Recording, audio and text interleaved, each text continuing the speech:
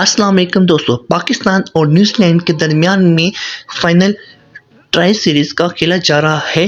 पाकिस्तान के टाइम के मुताबिक सुबह 9 बजे स्टार्ट होगा मैच। आपको प्ले 11 का बताते हैं कि पाकिस्तान ने कौन कौन सी तब्दीली की है।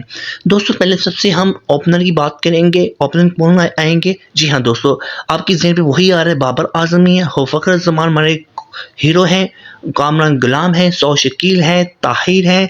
और अगर हम ऑलराउंडर की बात करें तो दोस्तों खुद शाह है, और इसके अलावा सलमान अली आगा हैं। विकेट कीपर हमारे मोहम्मद रिजवान ही रहेंगे।